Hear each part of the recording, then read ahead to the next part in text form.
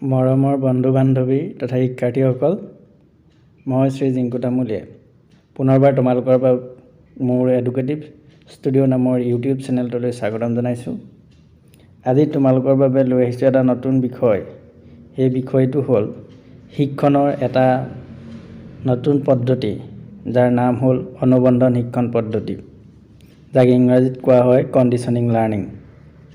এইটো দ্বাদশ শ্ৰেণীৰ শিক্ষা বিষয়ৰ শিক্ষণ পাঠৰ অন্তৰ্গত বিষয়বস্তু। এতিয়া আমি প্ৰথমে জানিব লাগিব অনুবন্ধন শিক্ষণ মানে কি। অনুবন্ধন শিক্ষণ মানে কি? যেতিয়া কোনো স্বাভাৱিক উদ্দীপকৰ পৰিৱৰ্তে আন কোনো কৃত্ৰিম উদ্দীপকৰ লগত সংযুক্ত বা অনুবন্ধন হয়, তেতিয়া শিক্ষণ সংঘটিত হয়। এনে শিক্ষণকে অনুবন্ধন শিক্ষণ বুলি কোৱা হয়। আমাৰ দৈনন্দিন জীৱনত বিভিন্ন ক্ষেত্ৰত আমি অনুবন্ধন শিক্ষণৰ দ্বাৰা কাম কাজসমূহ পৰিচালনা কৰোঁ। এতিয়া ইয়াত এটা শব্দ ব্যৱহাৰ হৈছে, সেইটো হ'ল কৃত্ৰিম উদ্দীপক। আমি জানি লওঁ আহাচোন কৃত্ৰিম উদ্দীপক মানে কি। কেতিয়াবা স্বাভাৱিক উদ্দীপকৰ ঠাইত অস্বাভাৱিক উদ্দীপকক প্ৰদান কৰি স্বাভাৱিক উদ্দীপকৰ ক্ষেত্ৰত কৰা প্ৰতিক্ৰিয়াৰ সৃষ্টি কৰা হয়। এই অস্বাভাৱিক উদ্দীপকেই হ'ল কৃত্ৰিম উদ্দীপক। অৰ্থাৎ কেতিয়াবা নেচাৰেল যিটো উদ্দীপক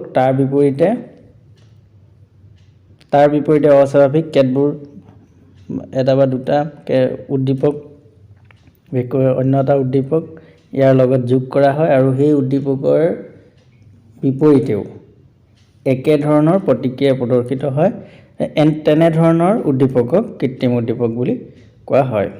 এতিয়া এই অনুবন্ধন শিক্ষণ পদ্ধতিৰ মূল বিষয়বস্তুসমূহ যদি আমি চাওঁ, তেনেহ'লে আমি প্ৰথমে ক'ব লাগিব যে অনুবন্ধন শিক্ষণ পদ্ধতিৰ লগত আচৰণবাদী মনোবিদসকল জড়িত হয়। ই এক নতুন শিক্ষণ পদ্ধতি। দ্বিতীয়তে ৰাছিয়ান মনোবিদ আইভান পেট্ৰভিচ পেভলভে অনুবন্ধন শিক্ষণ পদ্ধতিৰ উদ্ভাৱন কৰিছিল। তেখেতে বিভিন্ন ধৰণৰ পৰীক্ষা নিৰীক্ষাসমূহৰ দ্বাৰা উল্লেখ কৰিছিল যে মানুহে কেতিয়াবা কৃত্ৰিম উদ্দীপকৰ বিপৰীতেও স্বাভাৱিক প্ৰতিক্ৰিয়া প্ৰদৰ্শন কৰে।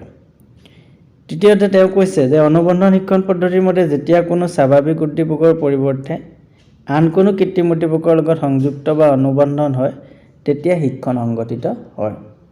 তেওঁ ইয়াক উদাহৰণসহ ব্যাখ্যা কৰিছে, আৰু তেওঁ ক'ব বিচাৰিছে যে অনুবন্ধন শিক্ষণ পদ্ধতিত আৰ্জিত জ্ঞানৰ ওপৰত প্ৰাধান্য দিয়া হয়। তেখেতে এটা কুকুৰৰ ওপৰত অভীক্ষা কৰিছিল, আৰু সেই অভীক্ষাৰ দ্বাৰা এই অনুবন্ধন শিক্ষণ পদ্ধতিৰ বিষয়ে বহুলকৈ ব্যাখ্যা কৰিছে। এতিয়া আমি এই পৰীক্ষাটোৰ বিষয়ে যদি চাওঁ, তেনেহ'লে আমি এখন চিত্ৰ তোমালোকক দেখুৱাইছোঁ। এটা কুকুৰক এটা পিঞ্জৰাৰ ভিতৰত ৰখা হৈছে বিশেষ ধৰণে। সন্মুখত এখন গ্লাছ ৰখা হৈছে, আৰু তাৰ যিটো বাকচটোৰ সন্মুখত কি কৰা হৈছে, ইয়াত এটা বেলৰ ছবি তোমালোকে দেখিবলৈ নিশ্চয় পাইছা। ভাত আৰু ইয়াৰ বিষয়ে আমি সবিশেষ যদি চাওঁ, আমি এনেধৰণে ক'ব পাৰোঁ যে পেভলভে এটা ভোকাতুৰ কুকুৰৰ সৈতে পৰীক্ষা চলাইছিল। প্ৰথম পৰ্যায়ত কুকুৰটোক মাংস বা খাদ্য দেখুওৱা হৈছিল। যেতিয়া কুকুৰৰ আগত মাংস দেখুওৱা হৈছিল, তেতিয়া কুকুৰটোৰ মুখৰ পৰা লালাৱতী ওলোৱা আৰম্ভ কৰিছিল, যিটো আমাৰ স্বাভাৱিক উদ্দীপকৰ বিপৰীতে স্বাভাৱিক প্ৰতিক্ৰিয়া প্ৰদৰ্শন হৈছে। দ্বিতীয় পৰ্যায়ত এটা ঘণ্টা বা বেল বজোৱা হৈছিল। তাৰ স্বাভাৱিক প্ৰতিক্ৰিয়া স্বৰূপে কুকুৰটোৰ কাণ থিয় কৰি শুনিছিল। তাৰ পাছত তৃতীয় পৰ্যায়ত তেওঁ কুকুৰটোক মাংস দিছিল, লগতে ঘণ্টা বজাইছিল। এই ক্ষেত্ৰত লালাৱলী ওলোৱাৰ যিটো প্ৰতিক্ৰিয়া দেখিবলৈ পোৱা গৈছিল। ইয়াৰ পাছত একে অৱস্থাতে তেওঁ এই কাৰ্য কৰিছিলে। আমি ইয়াত তোমালোকক চিত্ৰৰ দ্বাৰা প্ৰদৰ্শন কৰিছোঁ। প্ৰথম অৱস্থাত কুকুৰটো কোনো ধৰণৰ কৃত্ৰিম উদ্দীপক দিয়া নাছিলে। ভাতটো থৈছে আৰু কুকুৰটোক খাবলৈ দিছে। নেচাৰেল যিটো ষ্টিমুলাছ কয়। ইয়াৰ পাছত লাহেকৈ কি কৰিলে সেকেন্ড যেটো তাত নিউট্ৰেল ষ্টিমুলাছ খাবলৈ দিয়াৰ আগত বেলটো বজাবলৈ ল'লে তাৰ পাছত ডিউৰিং কণ্ডিশনিং ঘণ্টাটো মৰাৰ লগে লগে যেটো তৃতীয় ছবিটোত ঘণ্টাটো মৰাৰ লগে লগে কুকুৰটোক খাবলৈ দিছিল আৰু এনে ধৰণে কৰোতে আফটাৰ কণ্ডিশনিঙৰ পিছত দেখা গৈছিলে যে কেৱল ঘণ্টাটো বজাওঁতে কুকুৰটোৰ মুখৰ পৰা লালাউটিখিনি ওলাইছিল কেইবাদিনো এনে ধৰণে কৰাৰ পাছত তেওঁ দেখিছিলে যে যেতিয়া ঘণ্টাটোৰ শব্দ শুনাৰ লগে লগে কুকুৰটোৰ মুখৰ পৰা স্বতঃস্ফূৰ্তভাৱে কি উলিয়াইছিলে লালাউটি ওলাবলৈ হৈছিল এনে প্ৰতিক্ৰিয়াই হৈছে অস্বাভাৱিক তথা কৃত্ৰিম আৰু নতুন প্ৰতিক্ৰিয়া যাক শিক্ষালব্ধ প্ৰতিক্ৰিয়া বুলি ক'ব পাৰি অনুবন্ধিত বা শিক্ষালব্ধ প্ৰতিক্ৰিয়া বুলি ক'ব পাৰি এই শিক্ষণ পদ্ধতিৰ দ্বাৰা মানুহে বদ অভ্যাসসমূহ ত্যাগ কৰিব পাৰে এতিয়া আমি অনুবন্ধন শিক্ষণৰ বৈশিষ্ট্যবিলাকৰ বিষয়ে যদি চাওঁ তেনেহলে আমি ক'ব পাৰোঁ যে শিক্ষণ হৈছে স্বাভাৱিক প্ৰতিক্ৰিয়া আৰু কৃত্ৰিম উদ্দীপকৰ মাজৰ সংযোগ সাধনৰ ফলস্বৰূপ স্বাভাৱিক আৰু কৃত্ৰিম উদ্দীপক স্বাভাৱিক প্ৰতিক্ৰিয়া আৰু কৃত্ৰিম উদ্দীপকৰ মাজৰ বা সংযোগ স্থাপন যেটোত থৰ্নডাইকে উদ্দীপক আৰু প্ৰতিক্ৰিয়া বুলি কৈছিলে তেওঁ স্বাভাৱিক উদ্দীপকৰ কথা কৈছিলে ইয়াত কৈছে যে কৃত্ৰিম উদ্দীপকৰ লগত স্বাভাৱিক প্ৰতিক্ৰিয়া সংযোগ সাধন হ'লে শিক্ষণ হয় বুলি দ্বিতীয়তে অনুবন্ধন শিক্ষণ পদ্ধতি এক যান্ত্ৰিক পদ্ধতি ইয়াত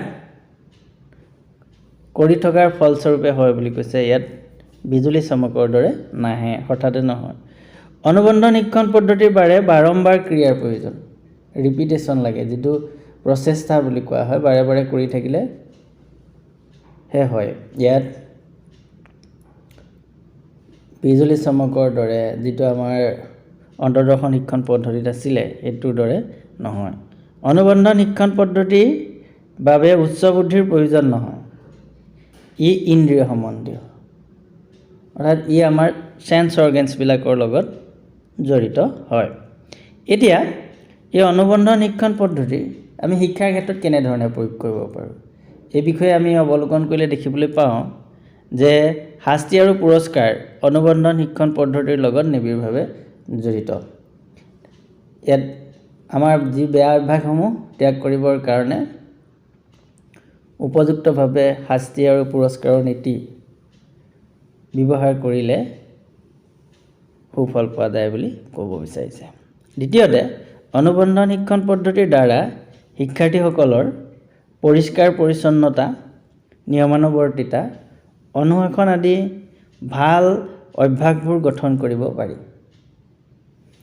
শিক্ষাৰ্থীসকলক পাংচুৱেল কৰা বা আৰম্ভ কৰি নিয়মানুৱৰ্তিতা চাফচিকুণতা এই সকলোবিলাক অনুবন্ধন শিক্ষণ পদ্ধতিৰ দ্বাৰা কৰিব পাৰি বুলি কৈছে তৃতীয়তে পৰিৱৰ্তিত পৰিৱেশৰ লগত সংগতি সাধন কৰিবলৈ অনুবন্ধন শিক্ষণ পদ্ধতি উপযোগী অতিশয় উপযোগী আছে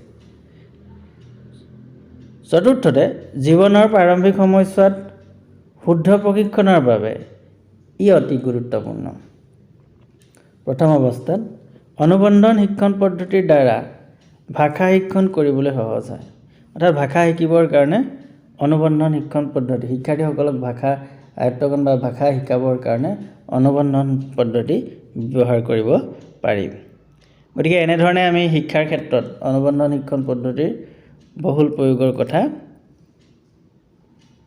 জানিলোঁ এতিয়া এই অনুবন্ধন শিক্ষণ পদ্ধতিৰ ইমানখিনি সুফল থাকিলেও ইয়াকো সমালোচনা কৰিছে মনোবিদসকলে আমি সমালোচনাবিলাক যদি চাওঁ তেনেহলে আমি ক'ব পাৰোঁ যে অনুবন্ধন শিক্ষণ পদ্ধতিৰ মতে পুৰস্কাৰক অত্যাধিক গুৰুত্ব দিলে ইয়াৰ শিক্ষাৰ্থীসকলৰ মনত কেতিয়াবা হয়তো বিপৰীতমুখী প্ৰভাৱে শিক্ষণৰ ক্ষেত্ৰত বাধাৰ সৃষ্টি কৰিব পাৰে বুলি মনোবিদসকলে ইয়াক সমালোচনা কৰিছে দ্বিতীয়তে অনুবন্ধন শিক্ষণ পদ্ধতি এক যান্ত্ৰিক বা নিৰস প্ৰকৃতিৰ বৌদ্ধিক দিশসমূহক ইয়াত আওকাণ কৰা হয় গতিকে ইয়াক এনেধৰণেও সমালোচনা কৰিছে।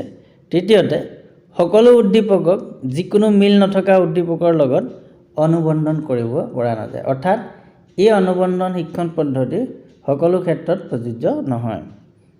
চতুৰ্থতে আমি ক'ব পাৰোঁ যে অনুবন্ধন শিক্ষণ পদ্ধতি কেৱল সৰু সৰু ল'ৰা ছোৱালীৰ বাবেহে, বয়স্ক ব্যক্তিসকলৰ বাবে উপযুক্ত নহয়। গতিকে ইয়াৰ সৰু শিক্ষাৰ্থীসকলৰ কাৰণেহে উপযোগী বুলি অভিহিত কৰিছে, বয়স্কসকলৰ কাৰণে নহয় বুলি কৈছে।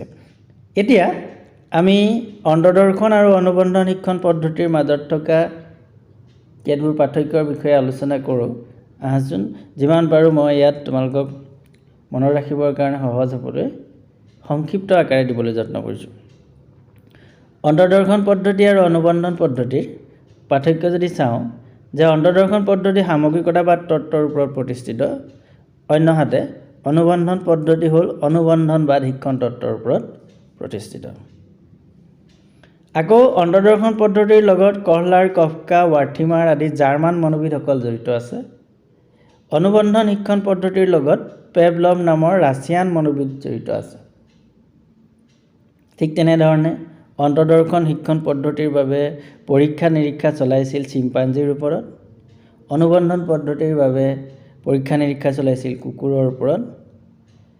অন্তৰ্দৰ্শন শিক্ষণ পদ্ধতিৰ হঠাৎ উদ্ভৱ হোৱা বৌদ্ধিক শিক্ষণ বুলি অভিহিত কৰিছে, অন্যহাতে অনুবন্ধন শিক্ষণ পদ্ধতিত কৃত্ৰিম উদ্দীপকৰ লগত স্বাভাৱিক প্ৰতিক্ৰিয়াৰ সংযোগ স্থাপন হয় বুলি কৈছে। ইয়াৰোপৰি আমি ক'ব পাৰোঁ যে অন্তৰ্দৰ্শন শিক্ষণ পদ্ধতিৰ যি মেক্সিমছ অফ টিচিং, শিক্ষণৰ নীতিসমূহ, শিক্ষণৰ কেতবোৰ নীতি আছে, এই শিক্ষণৰ নীতিসমূহক সম্পূৰ্ণৰ পৰা খণ্ডলৈ নীতিটো পোষকতা কৰে। অন্যহাতে অনুবন্ধন শিক্ষণ পদ্ধতিত শাস্তি আৰু পুৰস্কাৰৰ নীতিক পোষকতা কৰে। এনেধৰণে আমি অন্তৰ্দৰ্শন আৰু অনুবন্ধন শিক্ষণ পদ্ধতিৰ পাৰ্থক্যৰ বিষয়ে তোমালোকক অৱগত কৰিলোঁ। আশা কৰোঁ তোমালোকক এই ভিডিঅ'টোৱে যথেষ্ট পৰিমাণে অনুবন্ধন শিক্ষণ পদ্ধতি কি তাক জনাত সহায় কৰিব। আৰু যদি এই ভিডিঅ'টো তোমালোকে চাই ভাল পাইছা, তেনেহ'লে লাইক, শ্বেয়াৰ আৰু কমেণ্ট কৰিবলৈ নাপাহৰিবা।